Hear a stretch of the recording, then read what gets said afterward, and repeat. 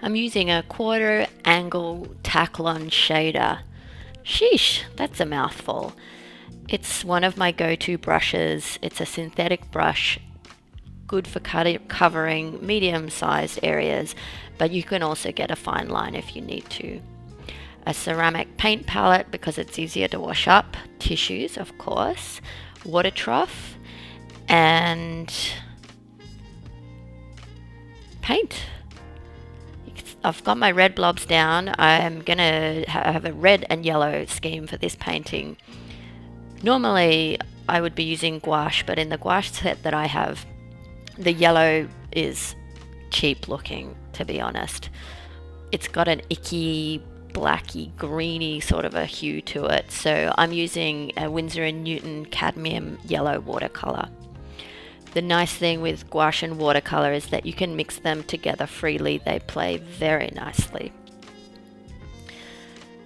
When I'm working in this way, I mix up a few different saturations of the colors that I'm using. I find it's really handy later down the track to have different levels of saturation because it gives you options when you want to create effects. You'll see what I'm talking about as we go on.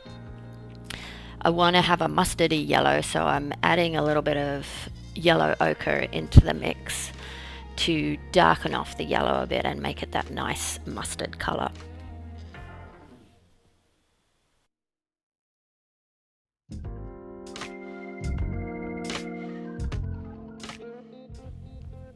I think I'd like to have it even darker, so I'm going to try adding some orange and see what happens.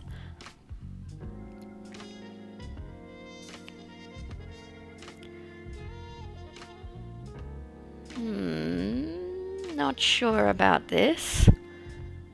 Oh no, that's not what I'm going for. Nope, will not be using that in the painting.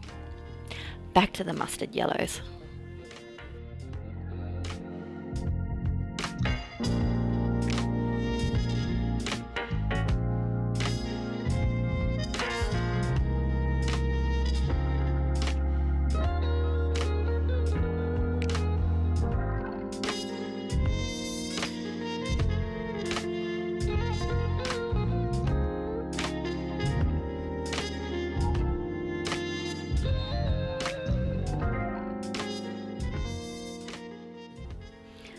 Once I have the initial color down, I'll go back to the palette and I'll pick up a darker hue, and while the yellow paint is still wet, I'll just dab a little bit of that darker hue around the edges here, just to get some variation within the dot. You can see on the red ones that they're not flat colors. They've got different intensities, different things going on. I'm trying to get the dots to look interesting and having fun along the way, just experimenting, seeing what happens.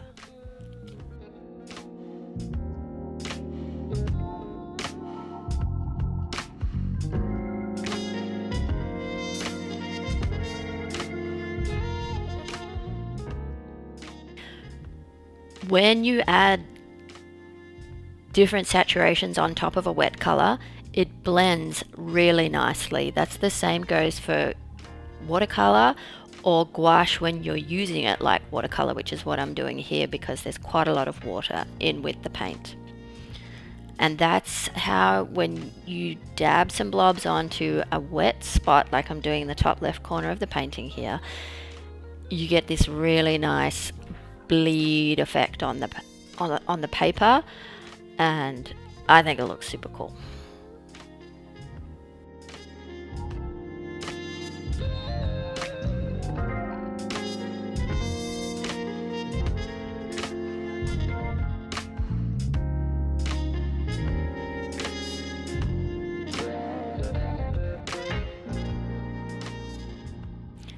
I've got my red and yellow page finished on the right.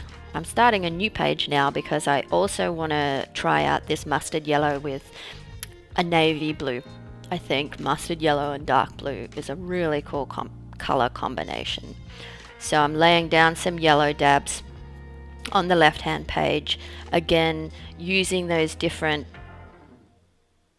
tones or different sort of levels of saturation to create variation and interest within the blobs.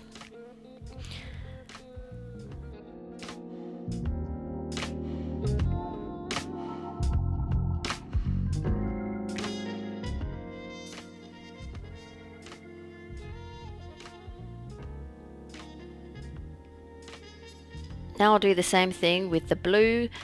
Start out with the paint and then add some water. I like to use a fresh jar of water, and I've got a little eyedropper that I recycled from a face oil or moisturizer, and it makes it really easy to add water very precisely.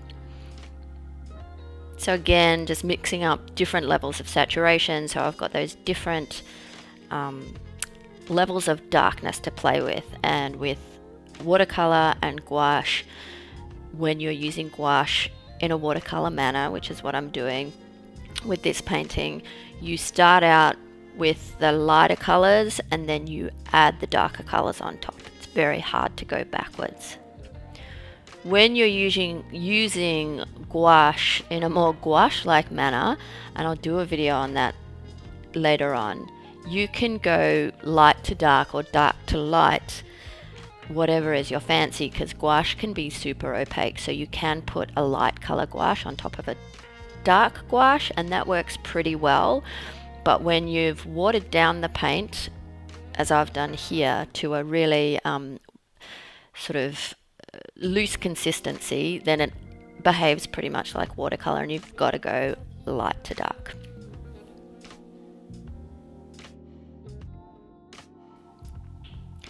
I don't think I'm going to be able to finish this painting in one video, so I'm going to leave it here and we'll keep going with it in part 2.